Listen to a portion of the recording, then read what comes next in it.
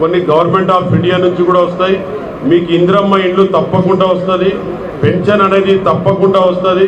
మొన్న రుణమాఫీ కూడా దాదాపు గౌరవనీయ ముఖ్యమంత్రి గారు 2 లక్షల రూపాయలు రుణమాఫీ కూడా చేయడం జరిగింది.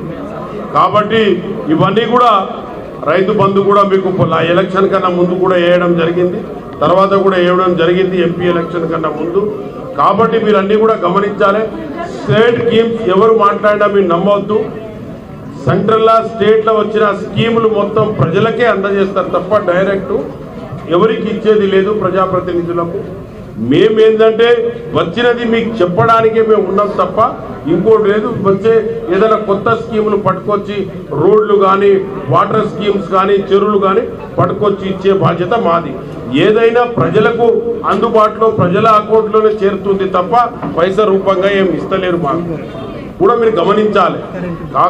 ముఖ్యంగా మీకు ఇవాళ కళ్యాణ లక్ష్మి అనేది 100% మీకు దాదాపుగా అయినా అప్లై చేసిన వాళ్ళకి అందరికీ కూడా వస్తుంది.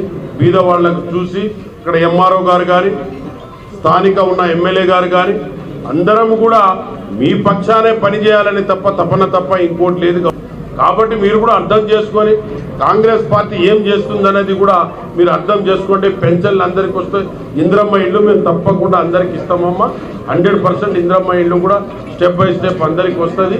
ఇవాళ మీ కళ్యాణ లక్ష్మి చెక్కుల పంపిణీలో ముఖ్యంగా ఇక్కడ స్థానిక ఎమ్మెల్యే గారు డాక్టర్ మురళీ నాయక్ గారు వారి ఆధ్వర్యంలో అందరూ కూడా మన ఆధ్వర్యంలో ఇది నడుస్తుందని చెప్పడం జరుగుతుంది. అదేవిధంగా మహిళలకు పెళ్ళైన యువతులకు కళ్యాణ లక్ష్మి పథకం కింద ఏదైతే ₹1,00,000 ఇద్దామనుకుంటున్నామో ఆ కార్యక్రమాన్ని ఈరోజు విజయవంతం చేయడానికి మన గౌరవ మాజీ కేంద్ర మంత్రి వర్యులు కోరిక బలరాం నాయక్ గారు ఈ కార్యక్రమానికి మొదటిసారి నియోజకవర్గంలో అధికారికంగా జరిగే కార్యక్రమాన్ని వారు రావడం, ఇంత గొప్ప సంఖ్యలో మీరందరూ రావడం, వారు ఈ ఆశీర్వదించినందుకు మీరందరి తరఫున కోరిక బలరాం నాయక్ గారు ఈ కార్యక్రమంలో పాల్గొనడం చాలా గొప్ప అవకాశం.